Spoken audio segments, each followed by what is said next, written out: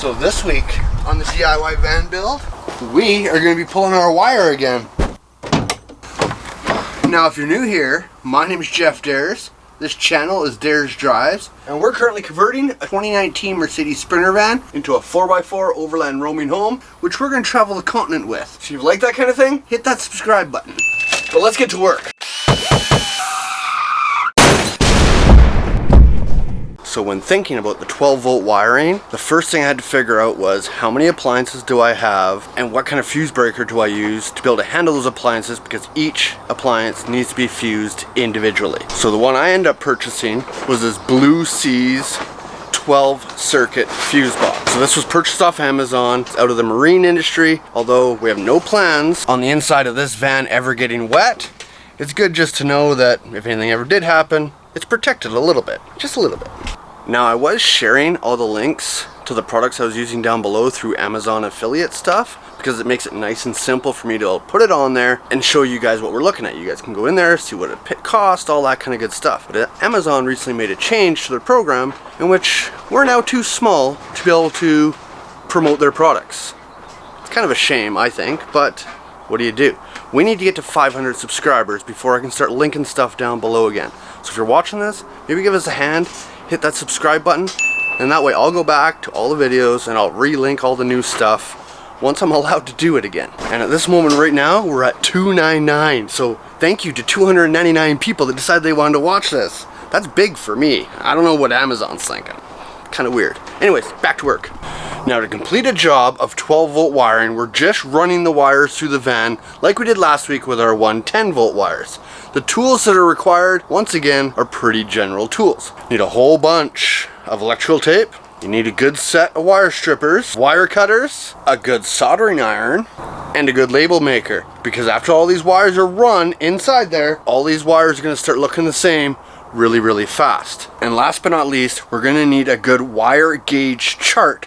So this gauge we're using has the length of wire, it has the number of amps that wire is going to be handling, and it tells you what size of wire to use, coordinated from amps to length of wire. Now for wire, we're using a full copper, not plated, with stranded wires of speaker wire. We have a 250-foot roll of 12 gauge, we have a 100-foot roll of 14 gauge. And the most important thing I think at this point is to have a good plan. Now as you'll see here, the fuse block we have for 12 volt allows 12 points of access, meaning 12 separate fuses or 12 separate items can be run. So if you see our list, it's broken into 12 items that need to run off 12 volt. Now all those wires need to start right here where our power system's going to be.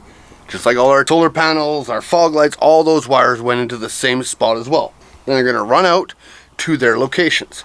So I'm going to start with our list, and I'm just going to run the wire, check that one off, and move to the next. So I think what we're going to do is start with the easiest wire to run, which is the fridge. So I'm just going to measure from where our wire is going to start to the top. Then I'm going to measure across the roof, because our fridge is going to be on the other side of the van. Then measure towards where it's going to go down, and then from where it goes down, all the way to where the fridge is going to sit. So I'm going to round up to 20 feet of wire at 3 amps. Looking at our chart, you can see at 5 amps, up to 25 feet, we can use a 12 gauge wire. So I'm just going to measure off 20 feet of our 12 gauge wire. For easy math, this is a 4-foot table. So I'll go 4, 8, 12, 16, 20. So I'm going to cut it right there, and we'll take it to the van. So we'll just start our wire. We'll run it up with all our other stuff and across. Again, just using all the same zip ties that we put in with our 120-volt wire. Then I'm just going to take the wire, and we've run a second piece of conduit. So our 12-volt wires can go down through and out through the bottom. Just like that. That's literally how easy it is. Once you know what the amperage you need and the length of wire, it's just running the wire at this point. And then I'll just make a label for both sides of that wire. Let's say fridge. See? The end that hooks to the fridge says fridge. And the end that's at the power station also says fridge. Now we know we won't get them confused, and we do that for every single wire that we're gonna run from our points.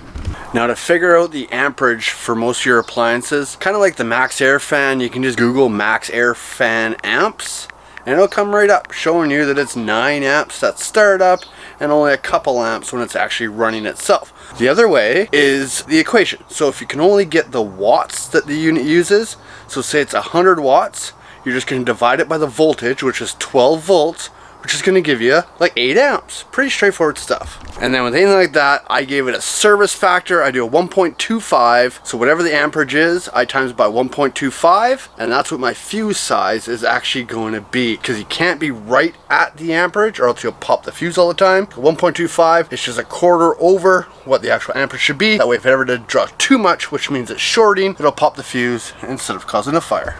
Now I'm not going to share the running of every individual wire on those ones, because, well, once you've pulled one wire, I'm here to tell you, they're all the same. So it's pretty boring stuff. But you'll see on our list, we've checked off everything as it goes, and we're left, out of the 12, we're left with 2 ports left.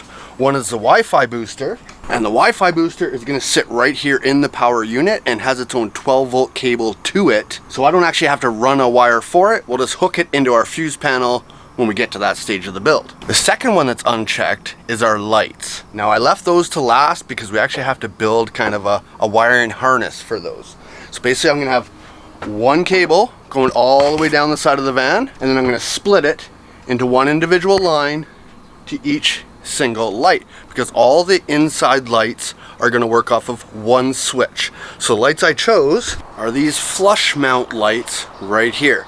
So if you can see it, there's a little power button in the center, and all they are is a touch activated for each individual light. Because one of my biggest concerns was that in this control panel area, you'd either end up with A, way too many switches and it becomes confusing, or B, you end up with switches all over the van. I want one central location for all my switches.